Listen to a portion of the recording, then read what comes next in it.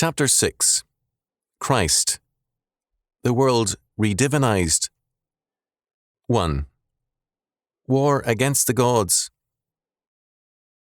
The essence of the ancient city-state, polis, and empire was that it constituted the continuous unity of the gods and men, of the divine and the human, and the unity of all being.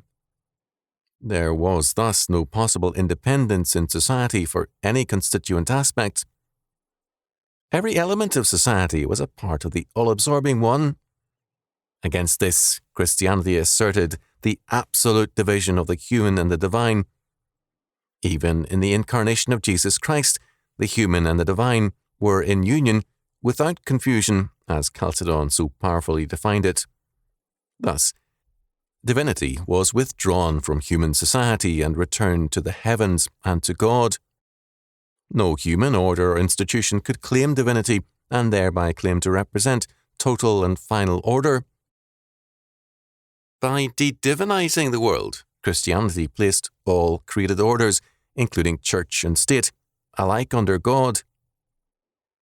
By denying divinity to all and by reserving divinity to the triune God, all created orders were freed from one another and made independent of each other, and together interdependent in their dependence on God.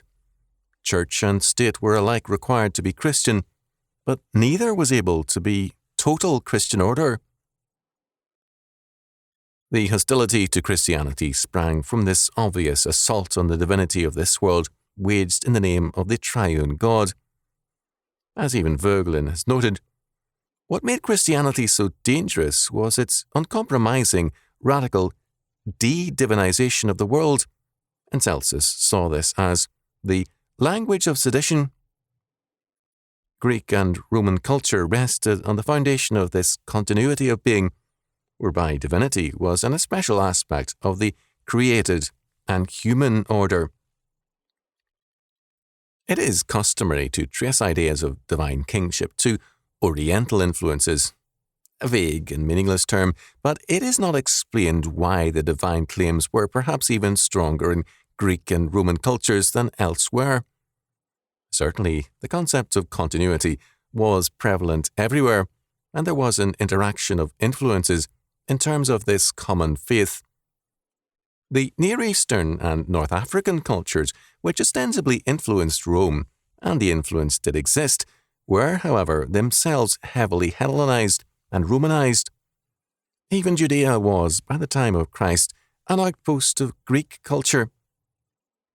The Hellenization of Palestine had been briefly arrested by Antiochus Epiphanes, who refused to accept the steady growth of syncretism and demanded total Hellenization, and thereby precipitated the Maccabean struggle.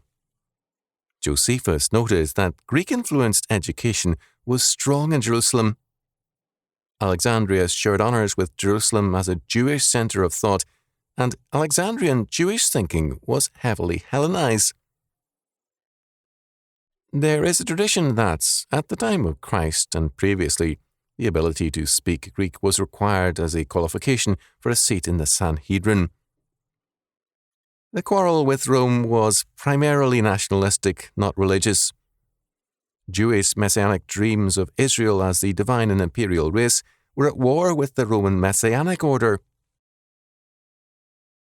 Not only of the Greeks, but also of the Romans and all other peoples, it could be said, as Van Til has noted, in their gods, the Greeks indirectly worshipped themselves. But with equal justice, it can be noted that, in their gods, they enslaved themselves.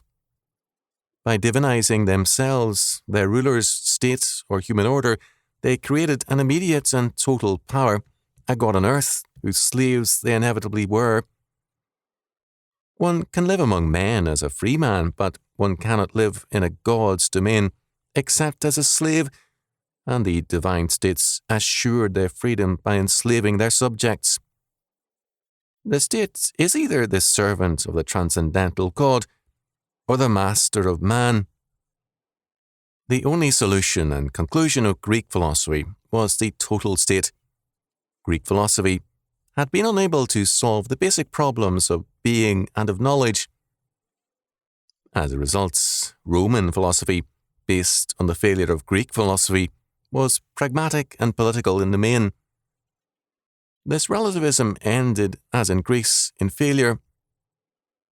The collapse of the dialectic in Greece and Rome led, first, to atomistic individualism, in which the individual, as a law unto himself, became ultimate and beyond good and evil.